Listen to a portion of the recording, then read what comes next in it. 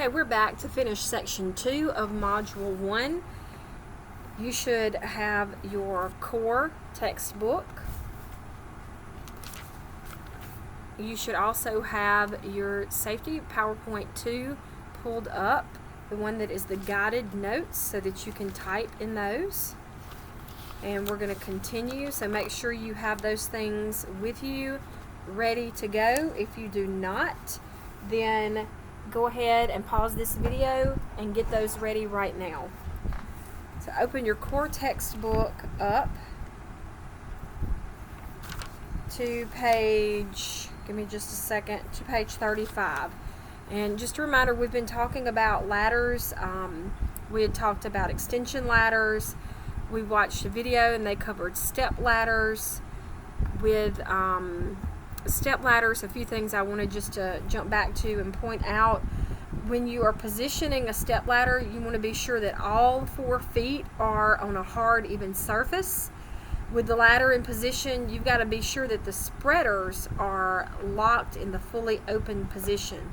Never stand on the top step or the top of a step ladder. Putting your weight that high, it's going to make the ladder unstable. The top of a step ladder is made to support the hinges, and it's not to be used as a step. So also on a step ladder, the rear braces, they may look like rungs or steps on a step ladder, but they're not designed to support your weight. So never use those braces for climbing, and don't climb on the back of a step ladder. But sometimes there are specifically designed 2-person ladders that have steps on both sides. And you always want to make sure you check the load capacity of a ladder and don't go over it. Anytime you're climbing a ladder, especially just kind of backing up like an extension ladder, you want to haul materials up on a line rather than carrying them by hand. And then when we think about a step ladder, you never stand on a step with your knees higher than the top of a step ladder. If your knees are above the top of the step ladder, you are not practicing safe ladder practices. So you need to be able to hold onto the ladder with your hand and keep your body centered between the side rails.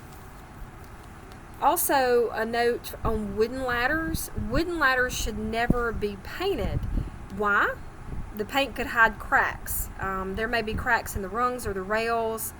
If you want to preserve or put a finish on a wood ladder, use a clear varnish or a shellac or some sort of preservative oil finish, and that won't hide any defects if there are defects in that ladder. Okay, so now in your core book, page 35, section 2.3.5, talking about stairways. As you can see, this note is important. An important condition of safe stairs is adequate lighting.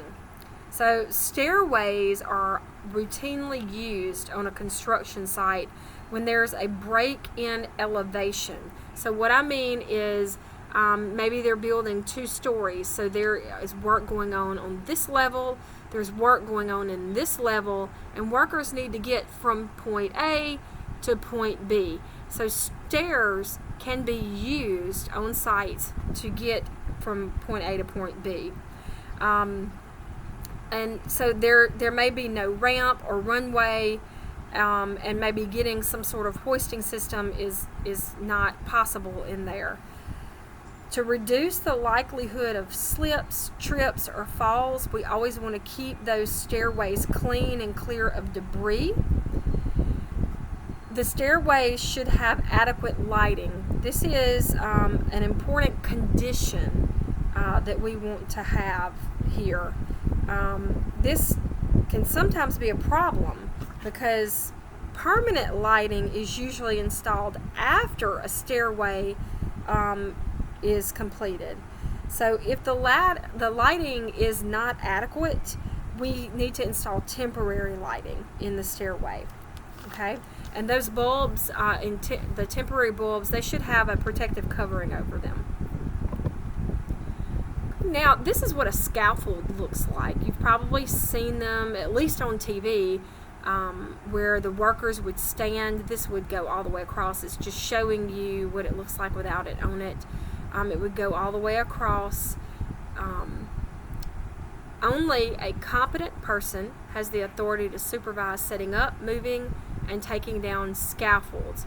Only a competent person can approve the use of scaffolds on the job site after inspecting the scaffolds. So scaffolds, they provide safe, elevated work platforms for people and materials. That competent person has that authority to supervise the setting up and the moving and the taking down. So there are two basic types of scaffolds. We have our self-supporting scaffolds. That's what this one in this picture is. And we have our suspended scaffolds.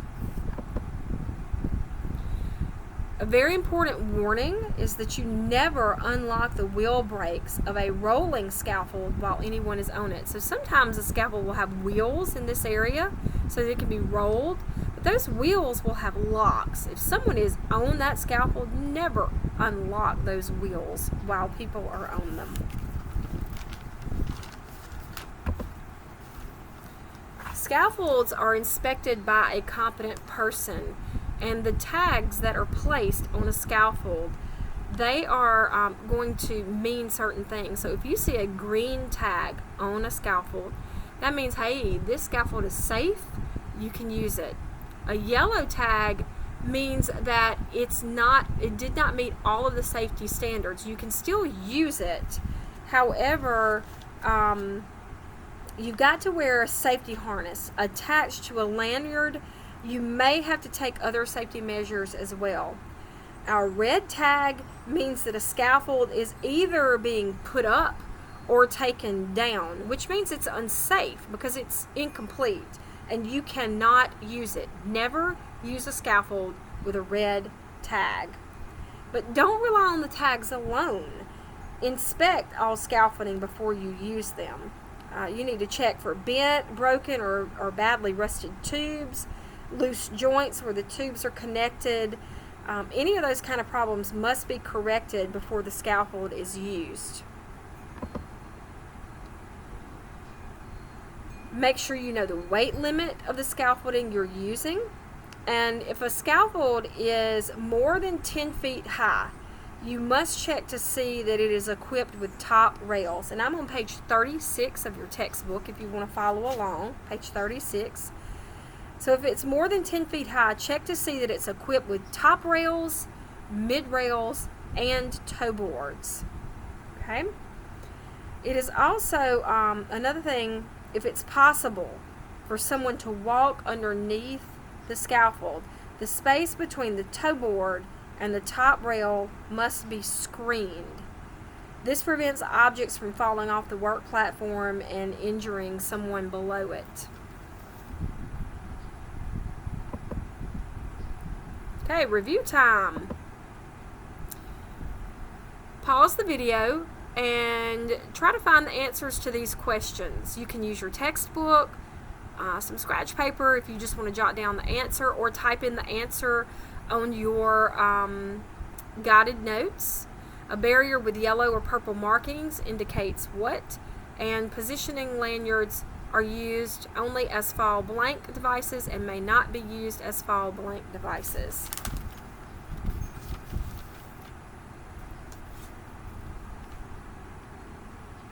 Okay, let's check that answer.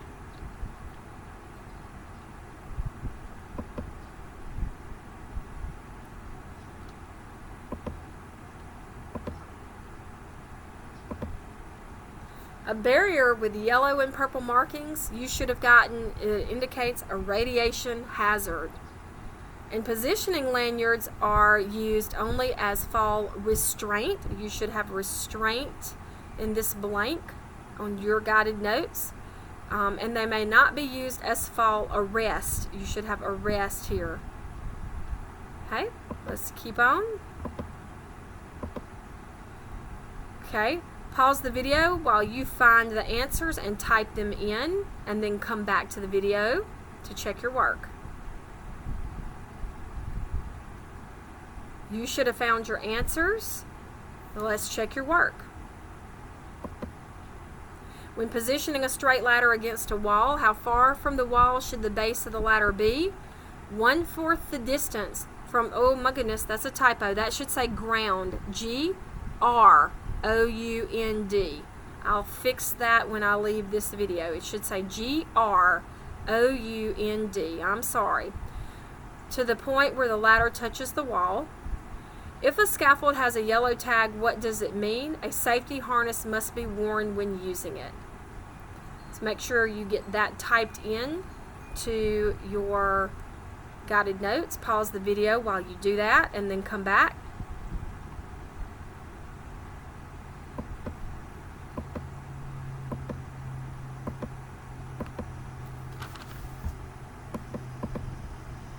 Okay, so you should have all of the information typed into your guided notes. Go ahead and start studying these guided notes. When I am able to return, I'm going to be reviewing you for your test and for your performance task. We have we have section 3 left to cover, section 4, section 5, 6. We have a good many sections left to cover. This is one of our longest units, so I'll be posting some more videos and going through this with you, but this ends section 2. So go ahead and start studying, and I will be seeing you soon.